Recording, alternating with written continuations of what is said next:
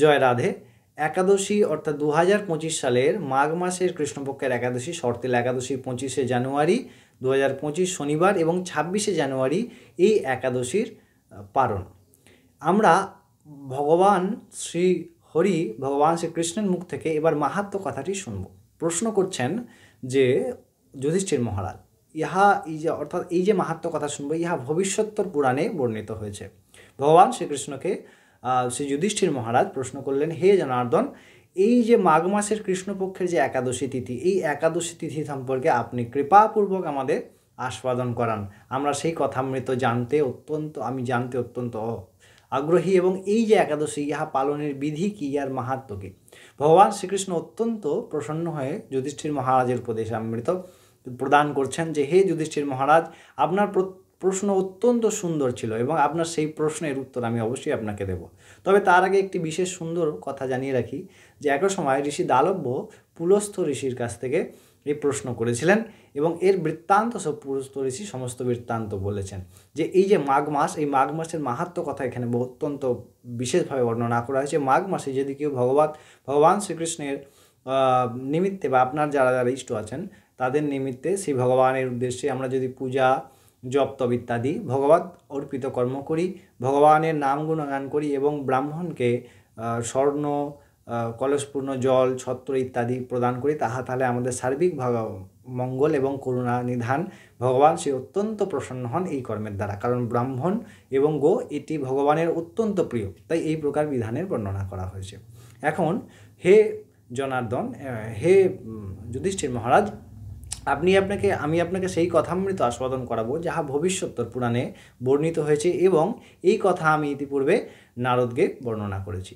তিনি বলছেন, পুরাকালে এক নগরীতে এক ব্রাহ্মণী বসবাস করতেন। সেই ব্রাহ্মণী কী করতেন না, অন্যের কাছ থেকে সমস্ত দ্রব্য সামগ্রী তিনি নিজে দান হিসাবে নিতেন এবং সেগুলিকে আবার পুনরায় ব্রাহ্মণ ইত্যাদি সবাইকে দান করতেন। সমস্ত প্রকার দান তিনি করতেন সবার কাছ থেকে নিয়ে। কিন্তু তিনি কোনোদিনও সেই সমস্ত ব্রাহ্মণ, বৈষ্ণব ইত্যাদি এহাদের তৃপ্তির জন্যে যা অন্নদান কোনোদিন করেন নাই এবং তিনি নিজে থেকে কোনোদিন কাউকে অন্ন বা খাদ্য প্রদান করেন নাই। তিনি অনেক কঠোর ব্রত ইত্যাদি পালন করতেন, কিন্তু তিনি এই প্রকারে কোনোদিন কর্ম করেন নাই। একসময় সেই ব্রাহ্মণী কী করলেন, তিনি এই সমস্ত কঠোর তপস্যা ইত্যাদি দেখে আমি মনে করলাম যে ইনি তো কোনোদিন অন্নাদি দান করেন নাই, তাই আমি একবার এই ব্রাহ্মণীর কাছে যাই। এই বলে ভগবান শ্রীকৃষ্ণ কী করলেন না, আমি তখন এক তান্ত্রিকের রূপ ধরে হাতে একটি তামার পাত্র নিয়ে সে ব্রাহ্মণীর কাছে ভিক্ষার উদ্দেশ্যে গমন করলাম এবং আমি তাহার কাছ থেকে কিছু অন্ন ভিক্ষা চাইলাম। তিনি তখন প্রশ্ন করলেন, আপনি কোথা থেকে এসেছেন? তার উত্তরে আমি কেবলমাত্র ভিক্ষা চাইলাম। এবং তিনি সাথে সাথে ক্রুদ্ধ হয়ে একটি মাটির ঢিলা তুলে নিয়ে কী করলেন না, আমার দিকে নিক্ষেপ করলেন এবং নিক্ষেপ করার ফলে আমি সেই ঢিলাটি কুড়িয়ে নিয়ে চলে আসলাম। তিনি অত্যন্ত কষ্টসাধ্য বড় বড় কঠোর কৃচ্ছ সাধন করছেন, তপস্যা করতেন। কৃচ্ছ সাধন শব্দে যেমন ভগবানের উদ্দেশ্যে, দেবতাদের উদ্দেশ্যে বিভিন্ন শরীরকে তপস্যার যে অর্থাৎ শরীরকে কষ্ট দিয়ে সেই সমস্ত সাধনগুলি করা, অর্থাৎ যেমন অভুক্ত থাকা, মৌন থাকা ইত্যাদি ইত্যাদি। তো এই প্রকার তিনি অত্যন্ত কষ্ট সাধন কী করতেন না, কৃচ্ছ সাধন করতেন, সাধনা করতেন। কিন্তু তিনি অন্নদান করেন নাই, ভগবানকে একটা ঢিলা দিয়েছিলেন। এই প্রকারে অনেক দিন ব্যতীত হতে লাগলো। হে নারদ, এক সময় তিনি তার এই দিব্য কর্মের জন্য তিনি সশরীরে কী করলেন না, স্বর্গে গমন করলেন।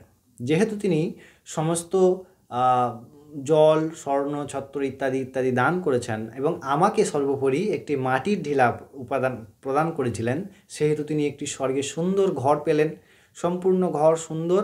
কিন্তু সমস্যা, তিনি কোনো দিন অন্ন দান নাই বা আমাকে কোনো প্রকার ভিক্ষার অন্ন প্রদান করেন নাই বলে তিনি কী করলেন না, তিনি একটি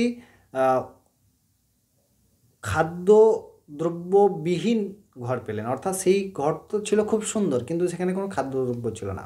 তখন তিনি আমার কাছে প্রার্থনা করলেন, হে প্রভু, আমি তো এত কষ্টসাধ্য সাধনা করেছি, কিন্তু এর ফলস্বরূপ আমি কোনো খাদ্য পাই নাই কেন? ভগবান শ্রী বললেন যে তার প্রধান কারণ হলো আপনি আমায় ঢিলা দান করেছিলেন কিন্তু কোনোদিন অন্ন দান করেন নাই। তখন এর যে প্রতিকার তার বিধান ভগবান করলেন শ্রীকৃষ্ণ। তখন সেই ভগবান সেই ব্রাহ্মণ পত্নীকে বললেন, যেহেতু আপনি সশরীরে স্বর্গে এসছেন, তাই দেবতাগণের যে পত্নীগণ, দেবতাদের যে পত্নীগণ, তারা আপনাকে দর্শন করতে আসবে।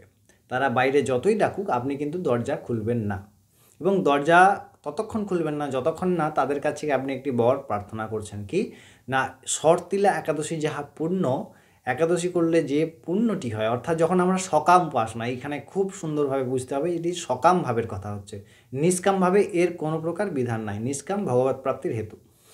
তো এই যে পুণ্য, তাহা যখন আপনি চাইবেন এবং তারা যদি দেয়, তো সেক্ষেত্রে কিন্তু আপনি কি করবেন না, দরজা খুলবেন। সেই বৃদ্ধা কী করলেন, ব্রাহ্মণী দরজা খুললেন না এবং তিনি দরজা বন্ধ করে রাখলেন। এরপরে আস্তে আস্তে দেবতাগণের স্ত্রীগণ কী করলেন, তাহার সঙ্গে দর্শন করার হেতু প্রার্থনা করলেন এবং তিনি বললেন, যতক্ষণ না আপনাদের মধ্যে কেউ আমায় শর্তিলা একাদশী যারা পালন করেছেন তার পুণ্যটি আমাকে প্রদান করেন, ততক্ষণ কিন্তু আমি দরজা খুলব না। তারা বাধ্য হয়ে সেক্ষেত্রে ওই পূর্ণ ফলটি প্রদান করলেন এবং তার ফলে তাহার সম্পূর্ণ গৃহ অত্যন্ত ধন এবং ধান্যে সম্পূর্ণ হয়ে উঠল। এবং তারপরে তিনি দর্শন দিলেন এবং তার সেই দিব্যতা দেখে সেই দেবতাদের স্ত্রীগণ অত্যন্ত আনন্দিত, আহ্লাদিত হলেন এবং অত্যন্ত বিস্মিত হলেন তার সেই দিব্য রূপ, তার দিব্য ধন সম্পত্তি দেয় সম্পূর্ণ গৃহ দেখে।